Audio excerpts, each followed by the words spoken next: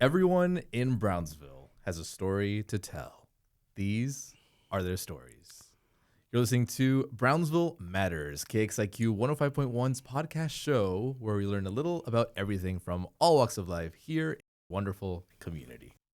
Our next guest is a heavy hitter in more ways than one. He is considered a trailblazer in the local boxing scene, and he continues his legacy by passing on his skills to his two sons. Rudy Juarez, thank you for joining us today on Brownsville Matters. Thank you for the invite.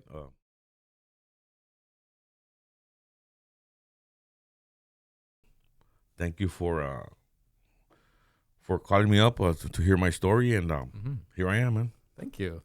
I like to start things off with a fun curveball question to everyone to get the creative juices flowing. You are well known as a boxer. Yeah. And there's no shortage of boxing movies. Yeah. Which one would you say is your favorite? And did you notice something about it from your background that the average viewer did not? Man, my favorite boxing movie is Rocky. Rocky. And maybe this sounds a little not me, but I like it because it's a beautiful love story. About Rocky and Adrian. I think it's a beautiful drama movie. I mean, that's the way I saw it. That's why I won an Oscar. I mean, it's an amazing boxing movie. Yes, the story is amazing, but to me, it's a love story. Both boxing and with them as a couple in the movie. But yeah, man, that's my Rocky 1, bro. Rocky 1 is it's the best the best boxing movie. Now talking about a realistic a boxing movie like of modern times. This new one from the guy. What was it called, bro? Was it Southpaw by any chance? Southpaw. Yeah, bro. Yeah. Southpaw. That was a good movie, man. That was a good movie too, and I liked it because the realistic fighting. You know, he really trained for that as a boxer. You know, it took him years to get prepared and to look like that, and I think that was a great movie too. And yeah, those are my top two movies, right? You asked me for one, but like I said, as a drama movie, Rocky, man. Rocky. Every time I see it, man, just the music it had, you know, it's a beautiful movie, man. Yeah. You know, that actually means a lot coming from you because you know what it is. You know what it's like to be in the ring. You know what it's like to be outside the ring. So you could take that aside and appreciate it beyond the spectacle. Yeah. But you love the storytelling, the romance, the tension that has to happen for Rocky to achieve what he wants to achieve. Yeah, man. And about 3 years ago, maybe my wife, you know, I told her that movie, I love that movie. I loved watching it. And then I got to go to Philadelphia with my boys and some of my fighters from my gym. I took them sparring over there, and we did a fundraiser, took them over there. And we took them to the Rocky Monument to where he's jumping, with his hands up, and my kids did it, and we went to the Rocky house, to the original house where and that was a landmark for me, man. I mean, I absolutely loved it, bro. It felt, I saw the movie so many times that it's like kind of like one of the things in my bucket list. You know what I mean? Yes. Going there, so it was an amazing experience, man. To go see all that, bro. That's it's cool. Did you also run up the steps of the Philadelphia Museum of Art? Yes. You have to. Yeah. My kids ran up there and they jumped and then they did little videos with the music and stuff, and you can see it, bro. It's exactly the same. Like you stand there, and you see, the only difference is Rocky's statue's not up there anymore. Right. They put it on the bottom. That's right. But it's still there. But you get on the museum and you turn around, bro, and you see it's beautiful, bro. It's beautiful. And yeah, it was it was an amazing experience, man, for me. Yeah. Wonderful. All right, Rudy, let's talk about your origin story. Were you originally from here, from somewhere else? What was life growing up? And where does boxing come into the picture? Well, I grew up here in Brownsville, man. I had growing up, my father was a truck driver. He was never home. It was my mom. She worked at Lopez Supermarket here in Brownsville on Southmost. It was Lopez number 5. It's where the Melrose is. I think it's Melrose, where it's in front of HEB. She worked there. I went to Rosa del Castillo Elementary, so we would walk from there to Rosa del Castillo every day, walk back. In the morning, my mom was there. We would pick up some biscuits or whatever, eat them on the way, walk back. She would have like some fried chicken for us. Churches, man. Me and my brother grew up on churches. We had a good, elementary years were, innocent years, man. 6th grade, I started skipping, then comes in middle school, man. That's where, I mean, nowadays I think kids in middle school is not you don't grow up as fast today as you did back then in middle school. I see. Where it was junior high. It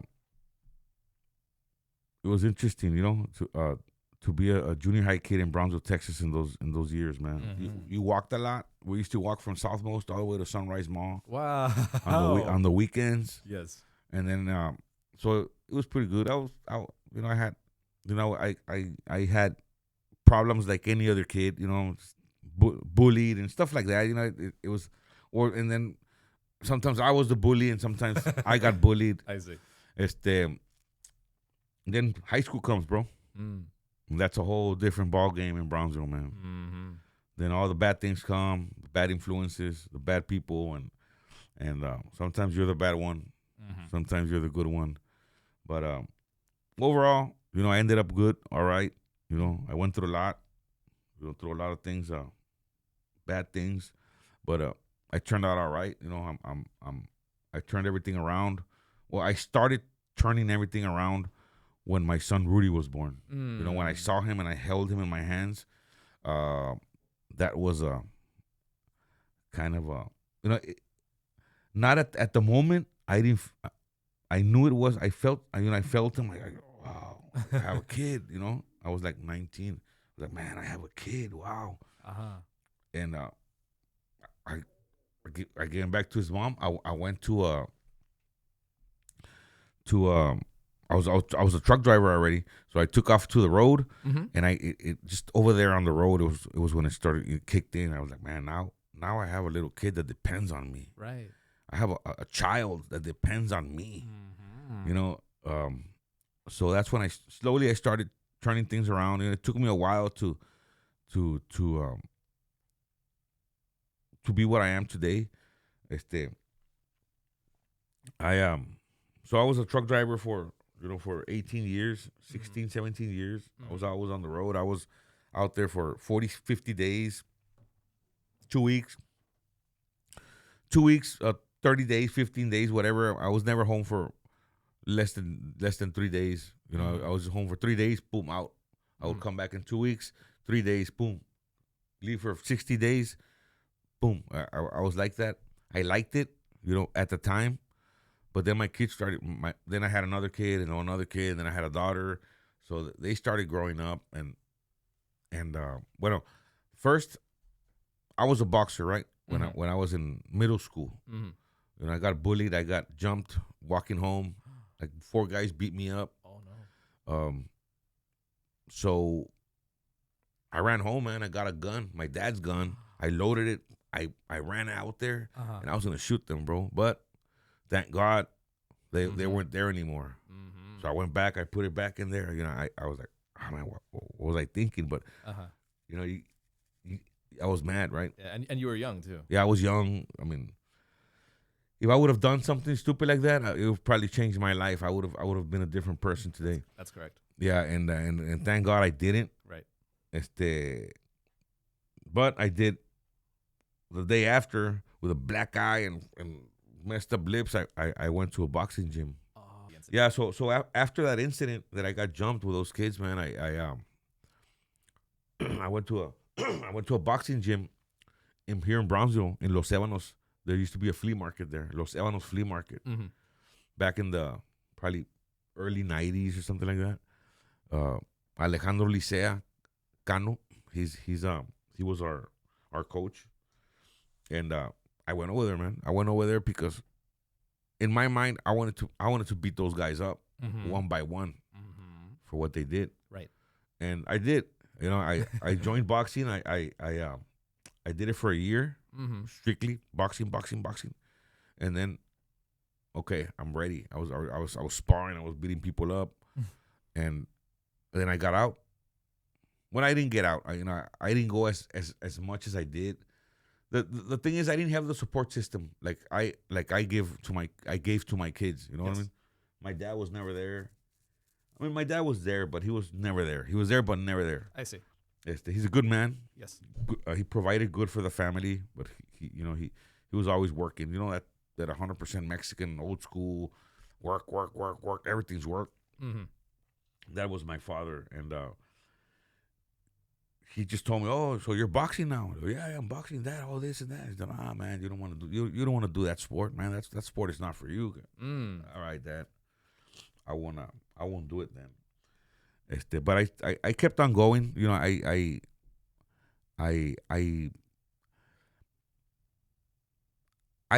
did it just to get revenge. I got revenge. I met those dudes one by one. I did what I had to do, and then I was going like twice a week. I fought a few amateur fights. Didn't do good. You know, I would get tired because I would drink and stuff like that. Because I was like 15, bro. I mean, back in the day, I mean, teenagers here were drinking and going to Matamoros at 15 years old, man. That's right. That's something kids nowadays, they don't even know that world. You know, at 15 years old, kids aren't. Man, we were living like adults at 15 back then. And so then I started going with my life, man. You know, I got my wife pregnant young, but at like 17, 18. So we got married, had our first kid, and as soon as my kid was like 5 years old, I took him to a boxing gym. Wow. I said I told my wife, hey, I love boxing. I didn't have the discipline for it, but I'm gonna make sure my kids do. So and showing that at an early age. Yes. So I took them to a gym, right? I took them to a gym in Brownsville. It was like a community gym, right? So I go, and the coach there in the gym, which I'm not gonna say no names. No. He kind of like, nah, man, you don't want. Your kids don't look like boxers, man. They're not gonna. They didn't really take it serious, right? He didn't take it serious, and I was very serious, man. And no, I want my kids to fight, man. I want my kids to learn. I mean, Rudy was about 9 years old, and Omar was like 7 years old, and so he kind of like didn't put much interest into it. I didn't see him too, excited about being a coach. So I was like, nah, I don't like it here. Boom, let's go somewhere else. So I went to another place here in Brownsville, which I trained them. I sent it was a community boxing club. Community boxing club here in Brownsville. That's where I put them in. I saw it more competition. I saw it not how I am with my team, but it was a start. You know what I mean? Yeah, the right environment. Yeah. It was a start. The coach there, he would take the kids. They would spar there at the gym, just between them, and I was very like how I am now. That's why I've gone so far. I'm very. If I'm gonna do something, I'm gonna do it 1,000%. And I would take them, and I would tell the coach, hey man, let's take them sparring McAllen or somewhere else. I heard, because as soon as I started training them, having somebody train them, then I started asking around. You know, I had friends in McAllen that were truck drivers, and one of them had a kid with boxing. So I called, hey, man, so how's the boxing scene in McAllen? Oh, man, it's crazy, man. We hang out in ranches, and we do sparring with the kids. We cook out, and there's like 50 kids come, and national champions, and this and that. And here, you wouldn't see that, man. Like, you would see that, but nobody would take a kid like mine that were just starting and take them and throw them in there with the wolves. You know what I mean? I mean, you're talking about little 8-year-old kids, bro, that have like 50, 60 fights under their belt. Wow. Like, it's crazy, bro. You have a kid like that, bro. I mean, they're like little roosters, man. They're crazy. So I took my kids. I tried to tell the coach, hey, let's take the kids. He was like, nah, well, you tell them to come over here. So I was like, nah, man. I mean, you want to chase you want money, you want a dream, you got to chase it. Right. It's not gonna come to you. So that's what I always thought. So I decided, you know what, I'm gonna take them. And he told me, nah, well, you got to be careful because you don't know nothing about boxing. And like, man, I mean, today I have parents like that, and I can see it through the other coaches' eyes that they don't really like parents like how I was, because you want to get too involved with your kid 100%. You want to be kind of like his coach and stuff. And man, to me, it's a nightmare too as a coach. but I did it. So sometimes I understand the parents, but sometimes the parents, like me, I did it, and I'm one of those few ones that really, really did the right thing, right? So I started taking them to McAllen. They would get beat up. We would come home from McAllen with our pride in between our legs, you know. My kids would cry, and I was very hard on them. I was very hard on Rudy. That's why he doesn't box. I see. I was very hard on him because he was the tougher one. My junior, Rudy Jr., Rudy the third, and he would get beat up, and I wouldn't like hit them or anything like that, but I would really get after them. Like, I would tell them, hey, man, you guys didn't good. You guys suck today or whatever. You're going to run 5 miles because I would put them on the side of the freeway and have them run. Oh, my God. And I would go back with the hazards on. Yes. To punish them because they did bad. And they didn't understand, bro. I mean, when they were young, and I would tell them, man, it's because you guys got to understand, man, what I want for you. And you guys got to, in this life, you got to be a wolf. You got to be a lion. If not, you're not going to make it in life. You're going to be just somebody's worker. Man, just listen to me. You guys will understand later. But for now, if you guys want a PlayStation, you guys want this, you guys want that, you're going to box. Got to work for it. You got to box. Oh, but it's because I remember Omar would tell me, I think it was Omar one time, well, my friends, they don't have to do box. Their parents have to do all kinds of sports. Yeah, bro, but I'm not their parents. You're going to box. Right. You're going to be a boxer. Because when you're a boxer, there's only a few boxers, bro, in Brownsville. I told him there's only about 30 world champions or 23 world champions or 15 or something. It's a very low amount. And I'm telling you, man, you're a boxer, people are going to respect you. People aren't going to mess with you. Just trust me. I've been through what you're going to go through. I don't want you to go through that, man. It's kids, at school, kids are mean, bro. Kids are mean, and kids can destroy your life, man, if you let them. Yeah. They'll destroy your life. So, they stuck with it until Rudy decided, he did 22 fights as an amateur. He did it from like 10 years old to like maybe 16. Then he tells me one day, man, he's already 16. He tells me one day, you know what, Dad, I don't want to box anymore. We're on the way to the gym. I don't want to box anymore, Dad. Everybody stays quiet. I'm like, what? He's like, I don't want to box anymore. You can't make me box anymore. I want to play football. I only have 1 more year to play football. Yeah. Varsity. I told him, you want to play football, bro? What makes you think they're going to play you? You haven't played football, man. You're a boxer. Well, I'll find a way because this and that. Even if they play me only once, I want to do it. Like, all right, man. You know what? Okay, son. You're breaking my heart. Oh. But okay, man. I'm not going to force you. well, I already forced you as much as I could. Now you're 16. I didn't want him to try to fight me or whatever, Right, you know. right. So, I told him, all right, man, go play your football. Mm-hmm. You'll be back. So, this was selfish of me, man. But you know, he would go play and I would go see his games, but I wasn't interested in watching him play football, right? Mm-hmm. And especially because they wouldn't play him. Oh. He was happy, bro, if he played one play out of the game. He was happy. But then I saw that he loved it. Mm-hmm. And, you know, I started going to his games. And I would go and talk to the coach. He would get mad at me, bro, because I would go talk to the coach and tell him, like, hey, man, why don't you play my son? Yeah. Give him a chance. Yeah. And he would tell me, you're a boxing coach? Stick to boxing, coach. I'll stick to football. I was like, come on, man. Just give my kid a chance, bro. Why are you giving him? I mean, you guys have a losing season, bro. Yes. I mean, at least let the guys play. It's his last. He's never gonna play again. Because I thought Rudy was never gonna play again, right? He's never gonna play again. Can you please play him, bro? And Rudy, why do you tell him that now?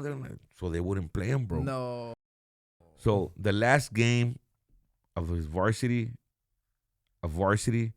he played one play, bro. Like a kickoff return or something like that, bro. He was so happy, man. Oh. After that, bro, he started playing semi-pro here in the Valley, and he did good, bro. He learned a lot from there, and after that, he went to. I would take him to Disney World a lot, and I took Rudy to Disney World, and he said he loved it over there. And and Rudy's like me. He was always, you know, checking here, checking there, or getting information here and that. So Rudy finds out. He says, "Hey, Dad, Walt Disney World has a university over there, and I can work in Disney World and go to the university." I was like, "All right, man. If you want, I mean, go ahead. Yeah, they'll pay for everything." I was like, "All right, we'll go." So he left. He left over there, and when he was over there, he told me, "Hey, Dad, there's a combine, a football combine in Fort Lauderdale, Florida, for junior colleges here in Florida." They said, "I want to go try out." Ya tenía como about a year and a half there in Disney World working there, and he said, "I want to go try out."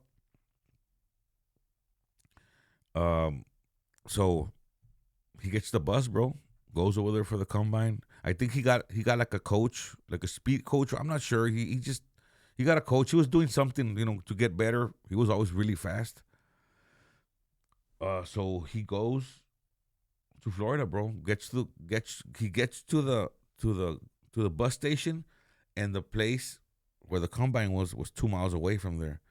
So he just got off and he ran over there. Yeah. He ran, got there when everybody was set up. He was sweating. Yes. And the coach there tells him, "Hey, why are you sweating, man?" He's like, "Well, because I ran from the bus station." What? He's like, "All right, go to the front of the line. This is what I like right here. This is." So they gave him a chance, man. Wow. He did a 10.38? No, 4.38.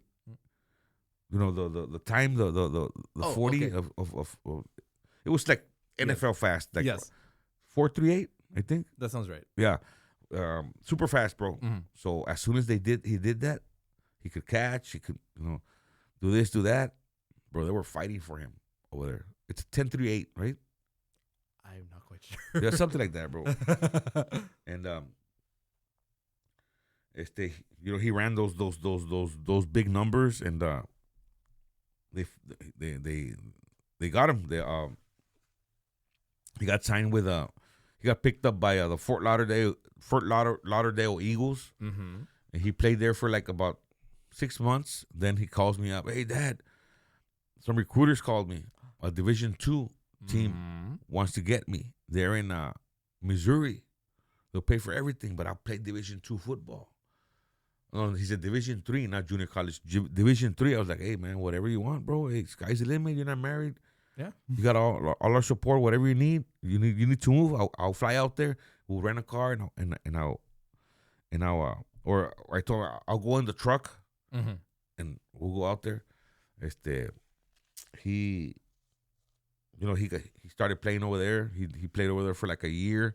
Then he got picked up by a Division II team, and then he finished out his college years, and then from college he was like arena football. I think I have a chance playing arena football, and he said arena football or overseas, professional football, but in Europe. I was like, well, whatever you want. He said, well, I want to travel the world. So right now, since then, he's been doing it for about 4 years, 5 years. He's playing. He's played in Sweden, Wow. Spain, China, Korea.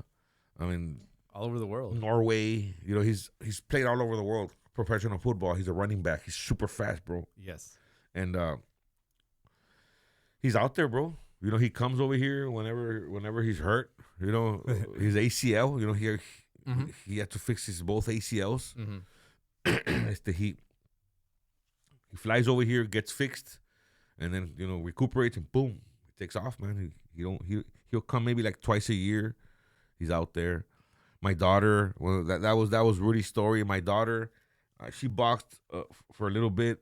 Then she wanted to dance, and she ended up going to Dance Expressions with Miss Eneida and Miss Elisa there since she was like 4 years old. She danced, she competed, she nationwide. Just like my boys did in boxing, she did, but in the dance world with her mother, they were always out there. And right now, Katya is a professional dancer, and she works for a convention, like a dance convention. They travel all over the USA, but they're based out of LA. So she's in LA right now. So she has an agent where she gets work, backup dancer, stuff like that, and she works as a dance teacher in LA. So she's out there doing her thing with dancing. Very good. And then was Omar and Sebastian. When Rudy quit boxing, I told Omar, I turned around, I told Omar, Sebastian was a baby.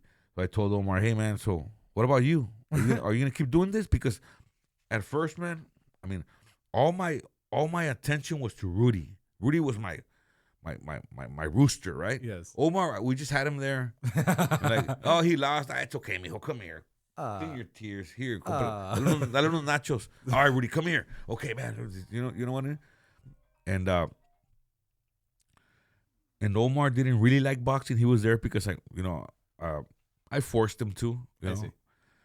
Not forcing as. It's like, to me, it's like you got to go to school. Right. No matter what. Boxing is the same thing. To me, it was educational for them in life. I see. Because it's what it is, bro.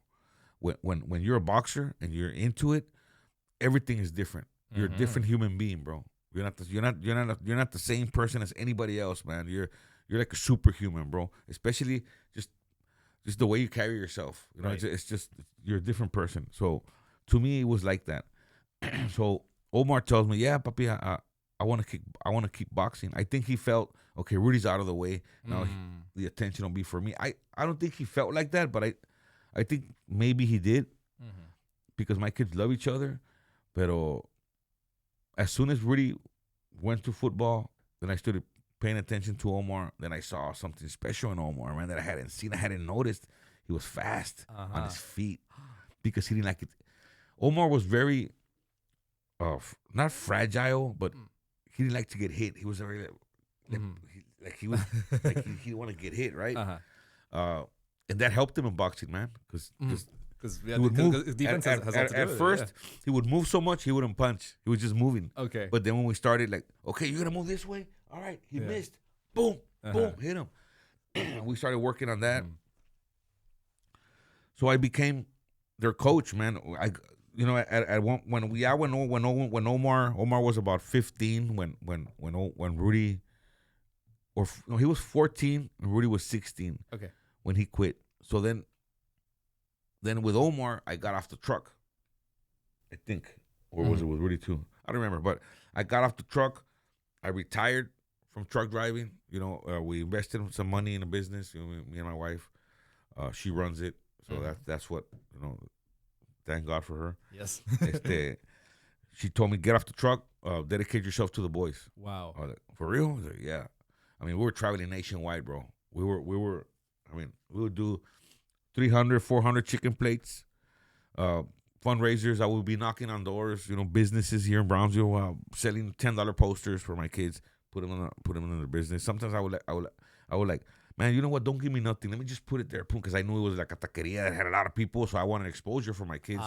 Because in my mind, my kids are gonna be professionals one day, and I want them to sell a lot of tickets. I mean, it was already like I already had it.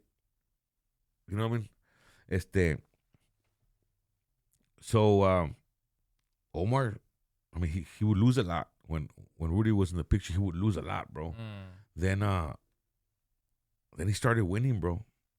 Slowly, he would win one, lose two, win one, win two, lose one, and then boom, he beat a state champion once. Oh, wow! I mean, a kid that they would. Like, they would sit down and watch him. He would be training and pop. They're same age, but boom, with a lot of experience. And I would look, man, life is so crazy, bro. Like I would look up to those dudes, man. The parents of those fighters, I would look up to them. Like I would. It's like the kid saying, "Oh man, I want to be like that guy." It was us as parents, the ones that had the kids that were like novice kids, or they weren't that good, and you see these guys taking their kids to national tournaments, and the kids, they have a different mindset. They're built different. You can see them. You can tell the kids, like a 9-year-old kid with a 6-pack, you know what I mean, with muscles everywhere. And I was like, man, I want to be better than those dudes. I want to be better than them. And I would talk to them. They wouldn't. At first, bro, they're cool. They were cool, but there was one of them that really, he would look down on the fighters and on the parents, and just, it's because when your kid is a national champion, bro, you're up here, you know what I mean, in the boxing world. And I understood how it was. So Omar started winning. He started winning. Then there was a national tournament in Houston. The Horns National Tournament. National championships. That's when you would win a belt, bro. So we take Omar over there, man. Omar and Sebastian. That was the first time he fought. Sebastian was 8 years old when he fought. He was a baby, bro. And he won a national tournament, his first fight. But it's because Sebastian was born in the gym. I see. He was born there. Like, he was in Pampers in the gym. Like, because I would train the kids, and he was always there, just running around and whatever. But when you're around the gym, when you're a gym rat like that, yes, bro, everything's in your DNA already. Like when Sebastian first hit the back, pa pa pa pa. Oh, he was like 5 years old. Yes, so I take Omar and Sebastian. Sebastian wins the national title. He wins three fights in a row. Wow. And then Omar ends up winning a national title, bro. The first one, bro. Man, that belt, bro. We still have that belt. That belt, that was the first belt that Omar had. He ended up having like 150 belts. No, he ended up like about 100 belts. Okay. Pero that belt was like a world title to us, man. We cried and stuff. It's crazy, man. It's they didn't give out belts back then, bro. You would have to win a national title to get a belt, and he won that, and after that, it was boom. He started winning JOs, nationals, and all this. And luego de repente, Sebastian. Then I take Sebastian to a world tournament in Missouri, Ringside World Independence, Missouri. It was a world tournament. You would win a belt, world title, and I was like the only one in Brownsville going to these tournaments, bro. Nobody else was going.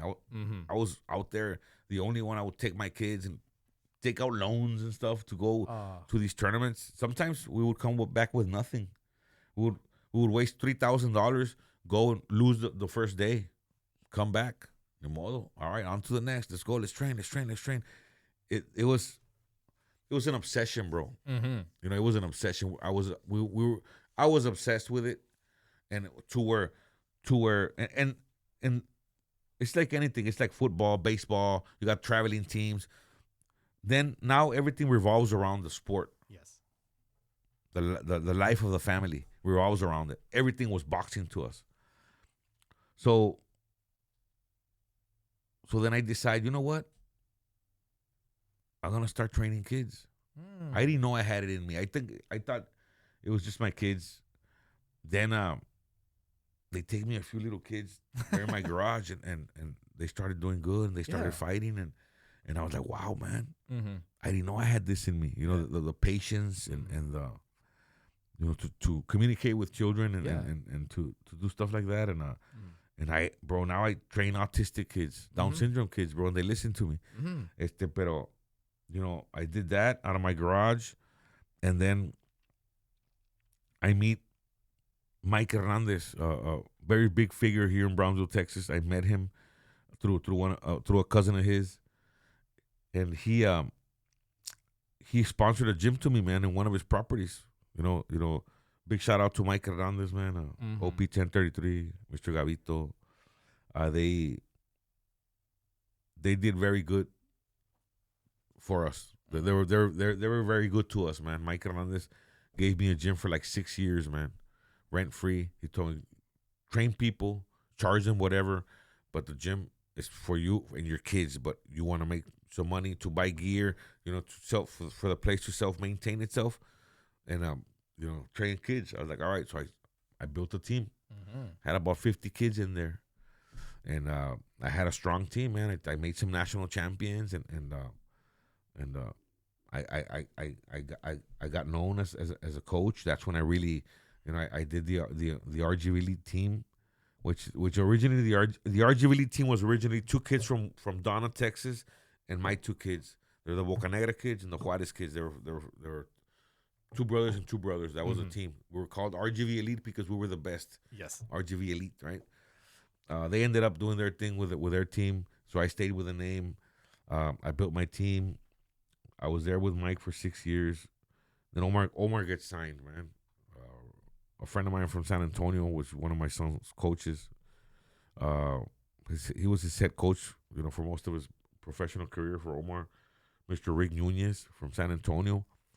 He would see Omar at the national tournament, see him fight, and he would say, hey, man, that kid can fight, bro. I like his style. He has a very fan-friendly, professional style. I was like, yeah. He's like, hey, man, when are you going to turn him pro? I was like, I don't know, man. Omar was like 17. I was like, I don't know, maybe like 20 years old. He's like, nah, bro, he can do it at 18. I can get him signed, bro. Signed with who? PBC, bro. Al Haymon with the big dogs. He'll be on TV. My man, whatever, bro. All right, thanks, man. I was like, whatever, right? So I don't see the guy till like a year later, right? He said, hey, what's up, bro? Hey, where's your kid? Oh, he's going to fight. Oh, I'm going to go watch him. So he sees Omar. Omar wants the national title. The title. He knocks the dude out. Then Rick tells me, hey, man, I just sent the video of your son to one of the big promoters, man. They want to sign him, bro. He's like, I was like, what? For real, bro? He's like, yeah, bro. And I told Omar, I'm like, yeah, Dad, yeah, I want to go pro already. I was like, all right. So we get to we come home after the tournament. Then this guy calls me, bro. Hey, bro, there's a show in San Antonio tomorrow. You need to be here. The promoters want to talk to you. You're talking about there's going to be a show. It's going to be on Showtime here. Mario Barrios, and it's going to be a world title. Okay, this and that. Get over here now, bro. So we go. You know, I wasn't even paying it. I mean, you know, he told me. Rick told me, and I was like, I don't know if I'm gonna go, bro, because I have a little. I gotta take some kids fighting. He's like, bro, forget about that now. This is your son's career. So I take Omar. He gets, you know, we talked to Luis de Cubas, and you know, he's a big time promoter. Bob Santos, which is his manager right now and his coach right now. I meet him there. They like him. They sign him. His first fight was on Fox in California. I mean, it's like he got signed with the Yankees, bro. It was crazy. And from there, our life changed, man. You know, our gym started picking up. Everything started picking up. Omar starts, you know, fighting on television.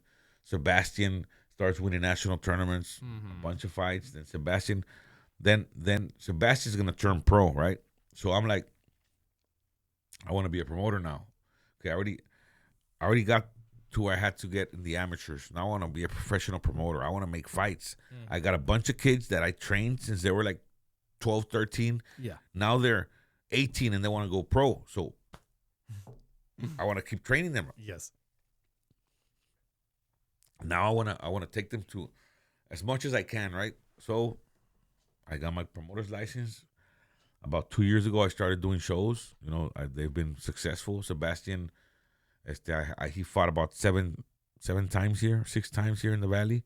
Then he gets signed too with a big promotion company. Now Sebastian's fighting on television too, man. So we've been blessed, but you know, more we've been blessed by our Lord and Savior, but more and more it's just hard work, man. Hard work and just not quitting, like not settling for maybe no, man. I was like that when I was a kid, but I remember Gabriel from Hannah. I had no direction back then, bro. I was very determined, but in all the wrong things. But now it's like I'm very determined, man. And now I don't really train people. I have a boxing gym and I have trainers there. Yes. But I thought that was my thing, to be a trainer, right? But I started growing more. Now I don't want to train anymore. Well, yeah, I want to train, right? But I want to have a gym. But now I want to manage fighters and get them up. I want to go higher. Because if you stay as an amateur coach or a coach, then you're always going to be a coach. I want to be more than a coach. I want to be a promoter. So we got the license. I started, I got a partner, and now we're doing good, bro. You know, I was the first promoter in the Valley, in the history of the Valley, to bring DAZN, which is a big boxing network. I brought him to the island with both my sons fought. Sebastian got knockout of the year. Omar won. You know, it's been a beautiful journey, man, and it's I'm not even halfway there. But yeah, man, it's been interesting, my road, and now I do a lot of community work for the kids. For kids from down by the border, special needs kids, stuff like that. We do a lot of that. I train kids for free, at the gym, special needs kids. My kids, Omar and Sebastian, are ambassadors for Down by the Border. As a matter of fact, on Friday they're gonna have that Night to Shine prom. Team Tebow's Night to Shine prom for special needs kids at the I think at the Amigo Land Convention, I think. Okay. So yeah, so Sebastian's gonna be an ambassador there. He's gonna be the master of ceremony. So so yeah, man. I mean, it's been a good road. It's been tough, but we're working harder, man. We're working hard. We want to keep going. We have a show in Harlingen Convention at the Harlingen Convention Center, April 4th. So that's gonna be interesting. That's gonna be a good show. I got a lot of local talent. My kids don't fight here anymore. They fight, on television, bigger venues, but I have other kids that I'm building up. So I'm excited for that, and I'm just blessed, man. I'm blessed. Wow. Yeah. So that's kind of my story in a PG. I see. Yeah, in a PG way, but telling you more or less how it all went down. How I started, how I started with my kids, and they've been through a lot. I've been through a lot. We've been through a lot. But what started off as let's just take him here to do this sport, it reshaped our lives, and it's given us so much. Boxing has given me so much, bro.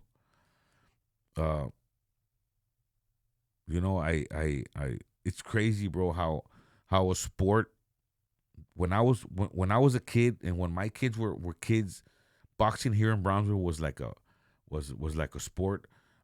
Where a bus driver from Brownsville would train kids from the streets and just that's it. No, bro. I made it more than that. I made boxing prestigious, bro, in Brownsville. Yes. Anybody can say whatever they want to say, but I made Brownsville prestigious in Brownsville. I made boxing prestigious in Brownsville because there was a lot of coaches here in Brownsville, but maybe they would go to one state tournament back then. No, I went all out, bro. I had a team of like 6 kids, and we would go to Utah, Reno, L.A. I mean, I took kids to Puerto Rico, bro. Wow. I mean, I went that all out.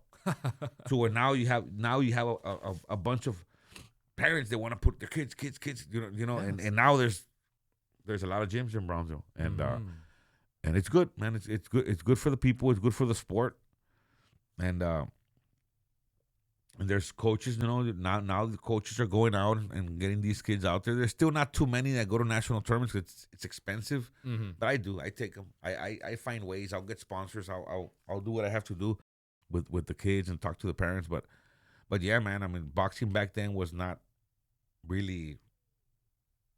I mean, the boxing kids would have messed up headgears, and they would. it wasn't. I made it to where I ordered for my fighters to have like Olympics headgears, and it's more prestigious. You made it look nice. You know what I mean?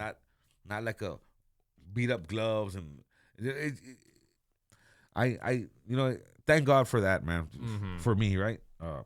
It took me to places I've never been. I know people that I've never known, and to where people wouldn't take me serious, now to where people come up to me and want to take pictures with me, with my kids, or I have like the police chief, man, will come, hey, Mr. Juarez, you're doing an amazing job with everything you're doing with the community, with your kids.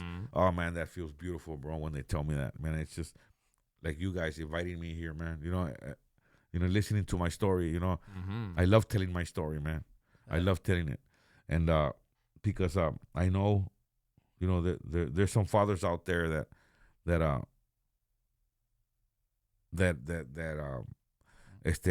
they're passionate about the sports their kids are doing. Hey, man, help them as much as you can. Put everything into it, because when you're gonna put it into something else, put it into your kids. You know what I mean? That's what I think.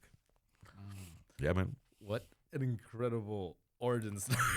Yeah, bro. Yeah. It's a good very complete, very thorough. Yeah. I feel like what sticks out to me the most is the fact that even your children that did not take up boxing, they still, I feel like they redirected your energy in a different way to make an impact through dance, through football. They carried on your energy, but in a redirected way. Yes, exactly. They redirected my energy in a good, strong, because everything has to do be the mother and the father, bro. Yes, can't be one. Right.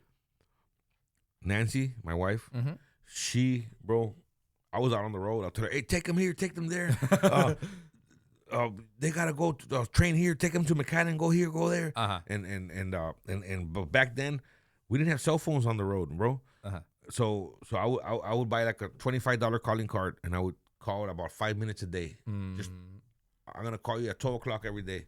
So I would call her, I would tell her, all right, how did the kids train yesterday? Oh, they did good. Okay.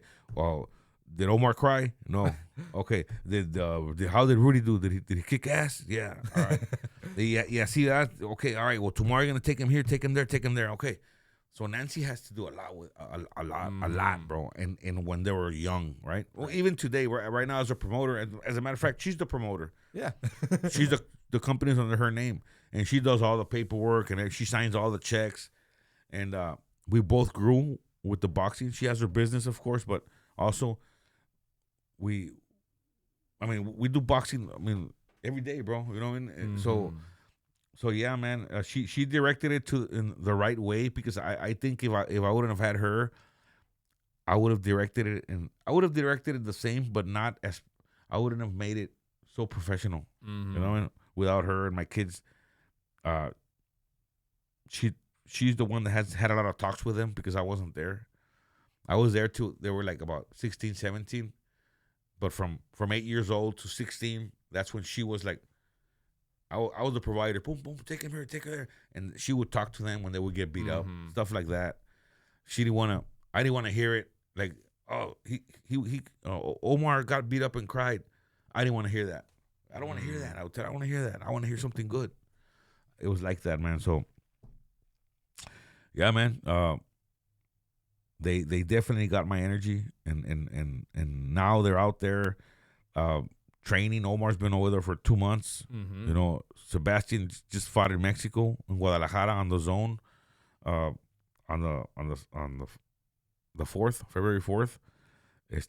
He won unanimous decision. Yeah, he did great. And Omar's out there getting ready for a big fight. And now what we do, the gym, whatever we make there goes out to my boys' camps. You know, their camps are, $10,000-$15,000 now. Now it's not $3,000. Now it's 10-15 grand. So my promotion company, that's what the funds go to. Okay. To my son's camps, because for them to be successful in the sport, if they want to be world champions, they need support. 100%, bro. They can't be working, bro. It's like professional baseball player. You can't have a job. And there's some guys that don't have a support system, but they have me. You know what I mean? And this is my life, and I'm gonna help them until they tell me they don't need my help anymore. So, but yeah, man, like you said, it was redirected. Yeah. In a positive and constructive way. Yes, bro. I love it. Very. I'd like to learn a little bit more about your gym. How many students that you have? You said that they could range as young as children to. How old is your oldest student? My oldest student is about 30-something. Okay. And my youngest about 6. Oh my gosh. So I have girls, boys, everyone, and I have everybody mixed up. Yeah. I don't do the. There's boxing gyms and they do their thing. That's yes. Them. You know, my respect to them. That's the way. It's because sometimes people live off of the gym, so they have to have like 5 to 6 class, 6 to 7 beginners, advanced, boom, boom, boom, boom, and I do it the old school way. I have everybody in the gym, and I work on. We have 3 coaches, and he works on the pros, he works on the amateurs, and I work on the beginners. The beginners can be 25 years old and a 6-year-old, but I'll put them all in line, and I'll work with them.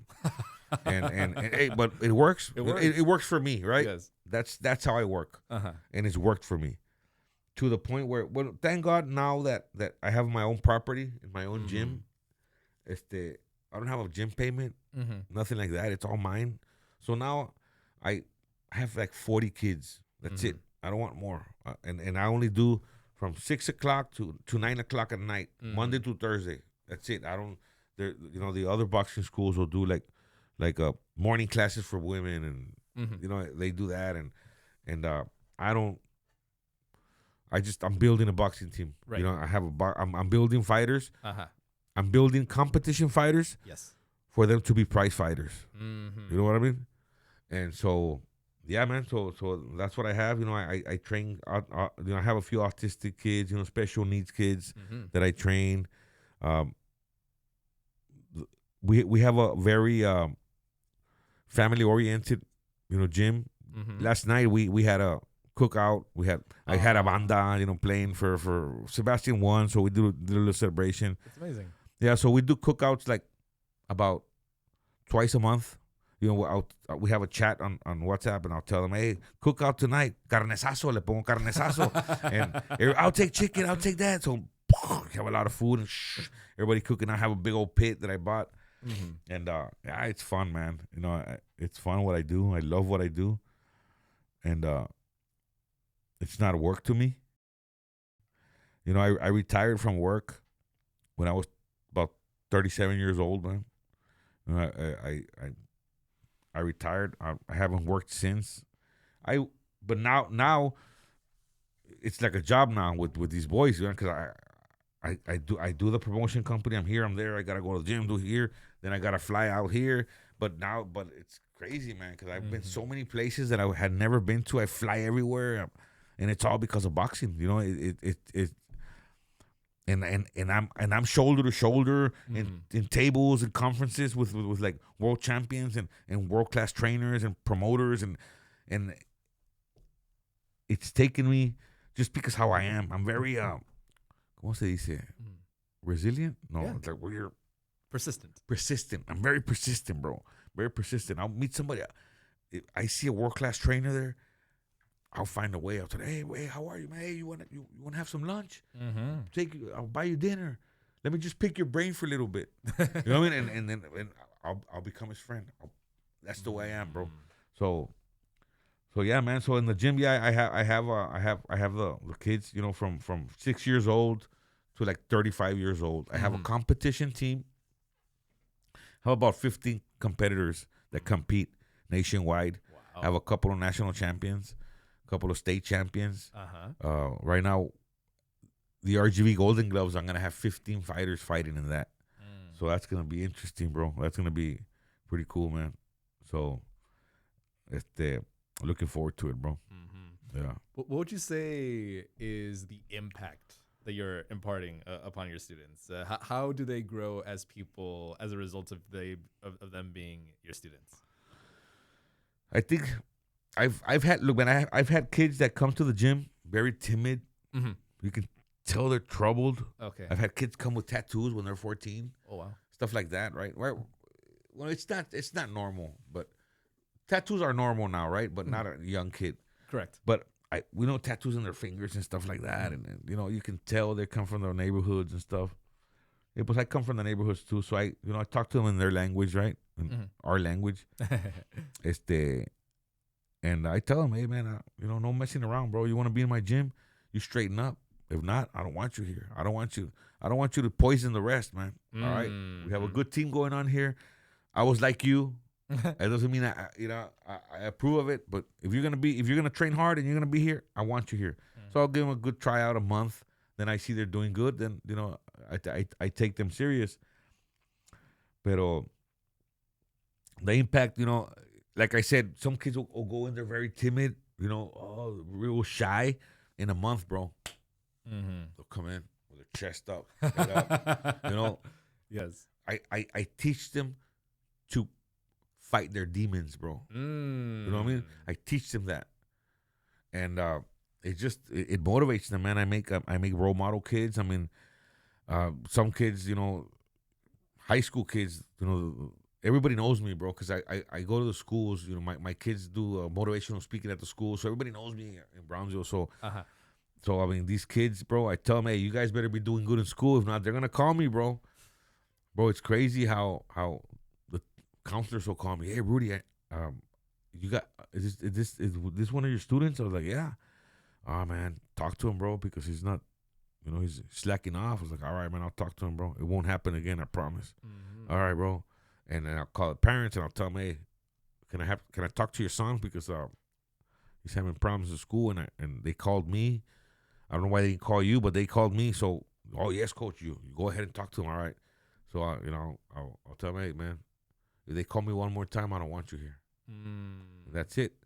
And but it's crazy, man. It's crazy how being a troubled teen, when I grew up, to where now parents that are well off, man. Parents that are, have good nurses and stuff like that. They'll tell me, hey man, can you talk to my son?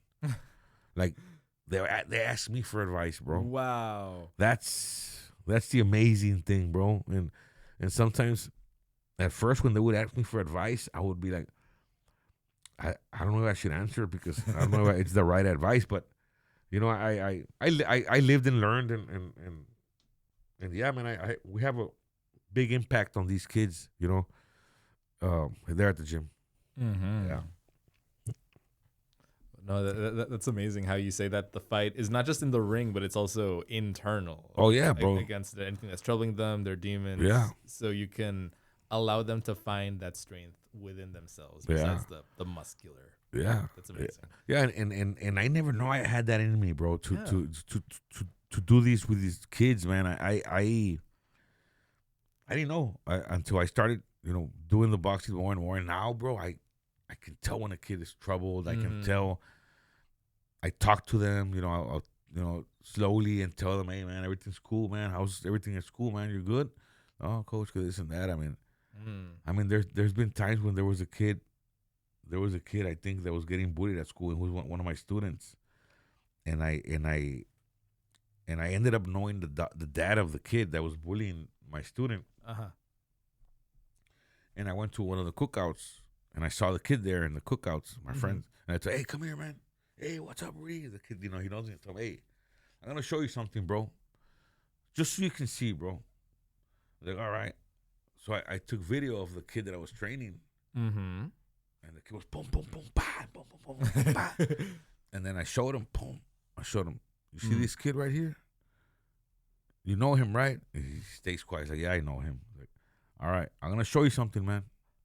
I'm here in front of your dad. I'm gonna show you. I want you to see this, okay? Boom, I open it up.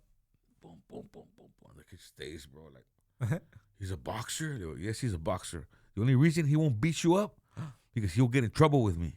Ooh. So stop it, way. Tell you right here in front of your dad, stop it, because I'm going to tell him he's going to get tired, bro. He's going to hurt you. Right. He's going to hurt you, way. So understand what you're doing. Oh, yes, I'm sorry. Next day, the kid went to apologize. Yeah. And it went away. And it's yeah, man, we teach the kids to beat their demons. Like I said, bro, these kids will come in the gym troubled, a very timid, but you give them a motivation. They're discipline. That's what you teach, and that's what boxing teaches, bro. Discipline, bro. Because without discipline, you can't function in boxing. That's right. Boxing is one of the only sports that'll show you if you lied about training, about running, it's gonna show in the ring. You get tired in 30 seconds, bro. You know what I mean? And boxing, if you want to compete, you have to be running every day, bro. You have to run.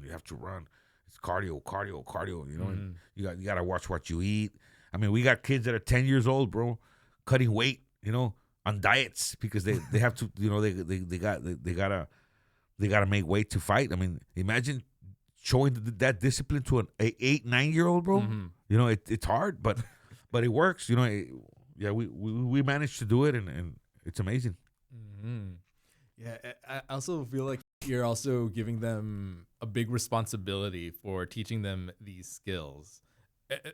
I would imagine that every gym coach or every owner of a gym hopes that their students only use their skills in a ring. Yeah. But it could happen. They have to be defensive and use those skills in the outside world. Yeah. And you want to give them the responsibility to know when to use that so that they can make it out. Yeah, definitely. I mean, I tell them, man, I don't tell them, I tell them, look, man, if you're going to use your skills, use them to defend yourself. Right. Not to go and bully somebody or hit somebody. Correct. Don't do that. No. You'll get in trouble, man. You guys are licensed boxers. You can get in trouble. You won't get arrested, or maybe you can. Maybe. Yeah, but well, yeah, you can, bro. Even now, as a minor, you'll get arrested. But I mean, it's just I don't think they have it in. It's just they do too much of it, in the gym that they don't want to do it in school. Yeah, that's what my kids have fought. 300 fights apiece, and they've never fought in the street. Ever. I think Omar one time only hit a kid in the stomach because it was bothering him, bullying him. Yeah. He just went boom. Ooh. But it's just the thing is when you're a boxer, bro, you grow up as a boxer and you know that you're good. You know that you see somebody fighting and they tell you something, you're like, come on, man. You know what I mean? My kids always did that. They were like, right, Papi, these guys were fighting. It was funny. It was funny. It's crazy how they don't know how to fight and stuff. I see you're better than them. Right. If they ever want to bully you, bro, just say, cálmate. Yes. Ya later, ya si no se puede. Rudy, what would you say is the best tidbit of advice that someone has given you that you would like to impart on Brownsville? My father, he told me never to give up. That's it, man. Never give up on anything you do. Never give up. Never take no for an answer. If you go knock on the door and they shut it, go knock on it the next day. That's what I did. When my kids, when I would, sell posters, to take them to tournaments, sometimes they would tell me no. I would come back the following week and tell me no again. And I was never shy about that, man. I was always very. At first I was, but then I started. working harder at it, and just that's the ticket to everything, bro. Just be persistent and just get on it. Just work hard on it. Work deep in it. You know what I mean? And that's what I do, man. I mean that's my my number one advice to anybody, bro, in anything is just never give up, man. Don't do something and then you don't do good and then I'm gonna do something else. Nah, bro. I mean, keep on it. You know what I mean? Keep going. You know, me with boxing, it was never a question. I fell in love with it, bro. As soon as I got off the truck and started doing it with my kids, I fell in love with it. I never thought I was gonna do anything else in my life but that. But then I was like, oh, my kids are gonna turn pro. What am I gonna do now? But now I'm in love with everything of it, with the kids, with the parents. I made so many friends. I made enemies too. Made haters. I made quite a few haters, but it comes with the territory. If like they say, if you don't got haters, then you're not doing nothing good. Yes. So the more the better, right? Yes. Yeah, you're right. I think it was like Winston Churchill who said that a man that has never made enemies and never stood up for anything in his life. Yeah, exactly. So yeah, man, that's my advice, man. Never give up. Work hard. And if you're going to invest in your children. That's amazing. Rudy, who do you credit the most to make you the man you are today?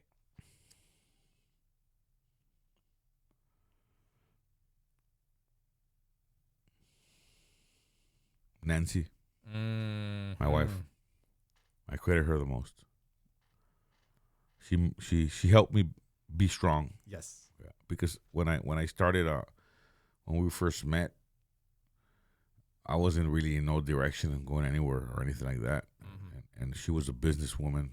Her parents had a business. She's the one that ran it. Yeah. And she started, kind of putting me under her wing, and I'm not ashamed to say it, and she's even today she's the backbone of the family. And it's her, man. You know what I mean? She's the one the number one person that made me strong, and she's 90% of what I am today is because of her. Wow. Yeah. It's an incredible answer. Yeah. Shout out to Nancy. Yeah, shout out to Nancy. Yeah. Okay. I like to end this. Actually, an amazing question just popped into my head. I'm gonna make the answer about 45 minutes long. Nah, good, bro. Talk to me. I'd like to know. You have taught your children a whole array of skills, both in the ring, life skills, everything in between. What have they taught you?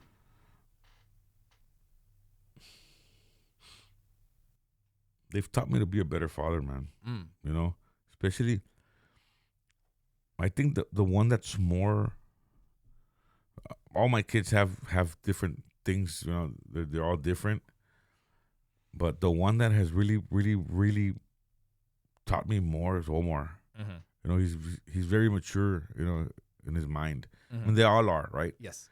But he's the one that I've talked to more. And he tells me, like, Dad, you should do this. You should stop doing that, or do this, that. And,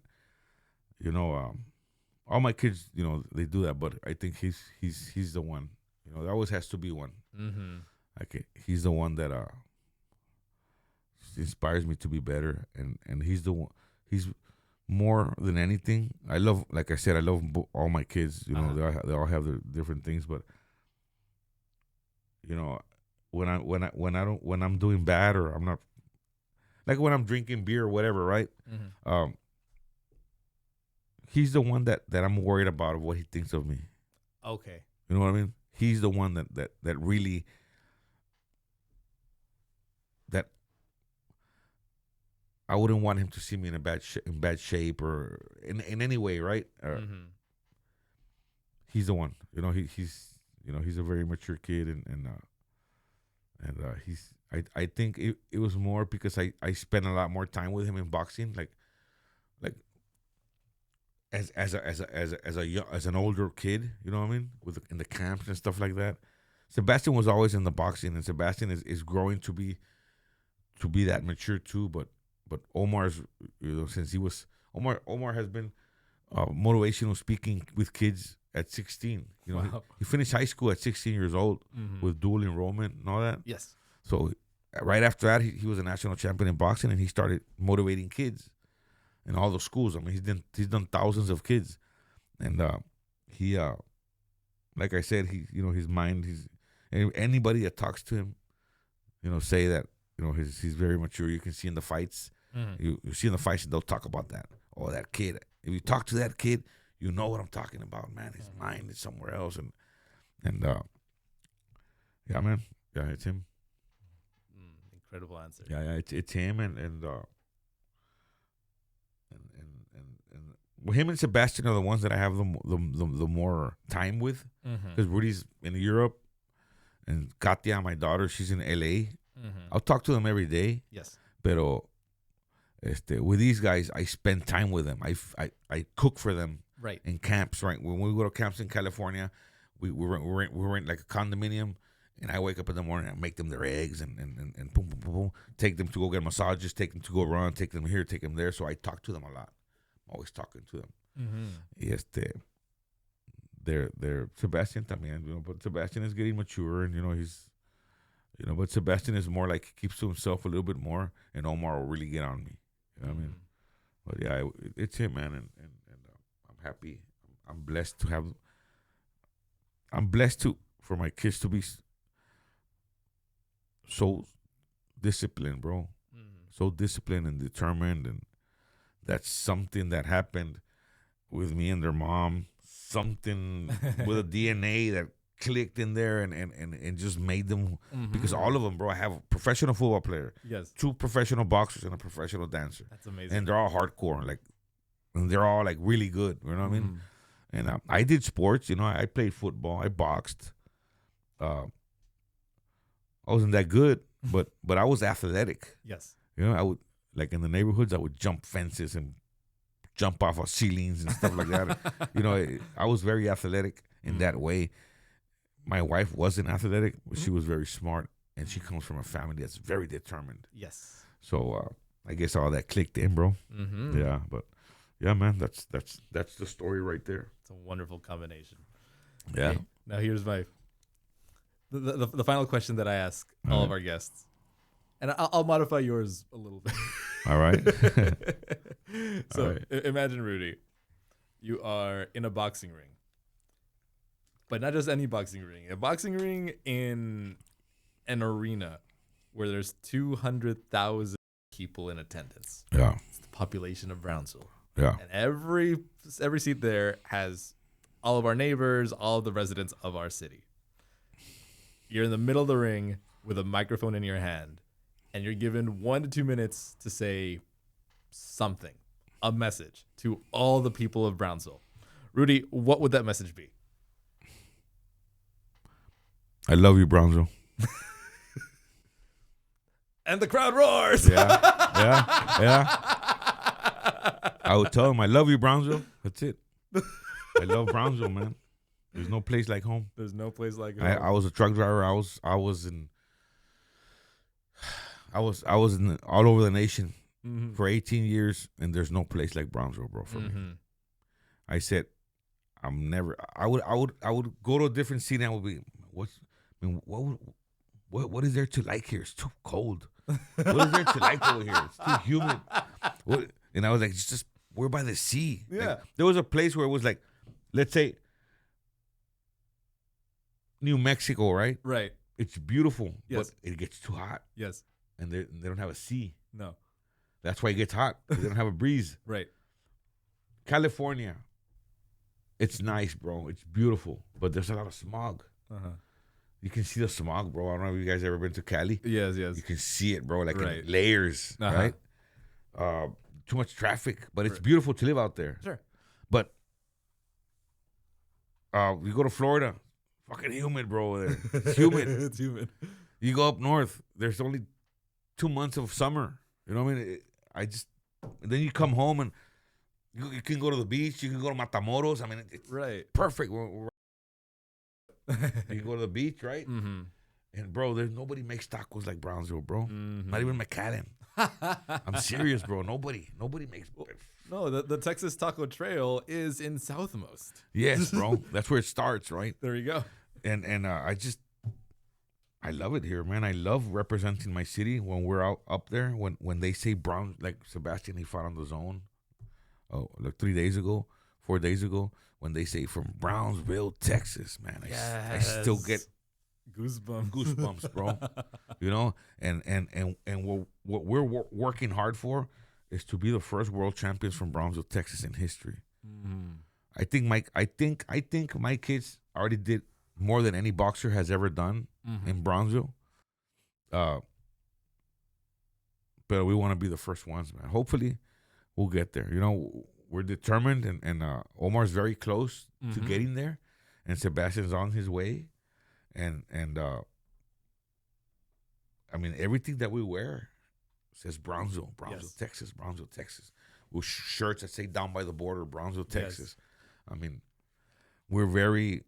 I put that into my kids' heads about. So they see it in me. I was very like Brownsville, very proud. I'm proud to be from here, man. Mm-hmm. You know what I mean? And I continue to be, man. And when I am out there, I represent everybody from this city, and we're on the big stage, bro.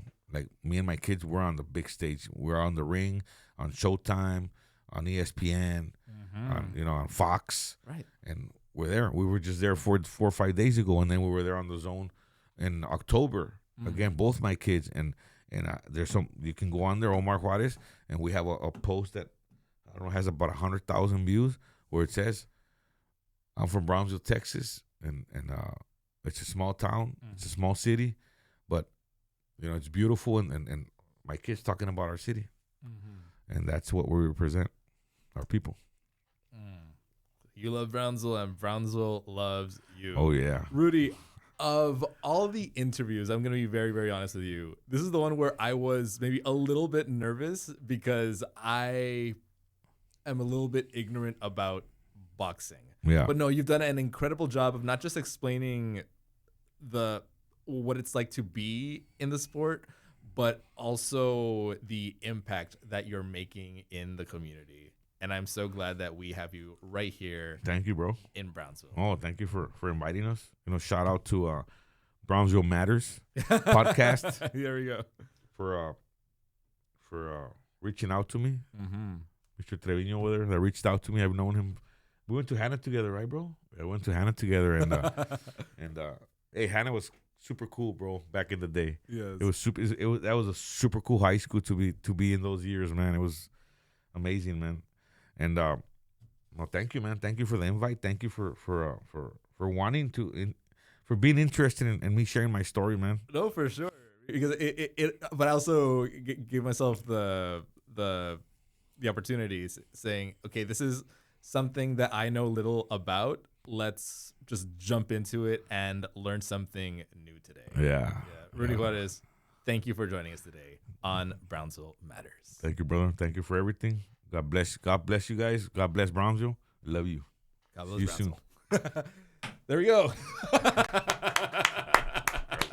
That was amazing.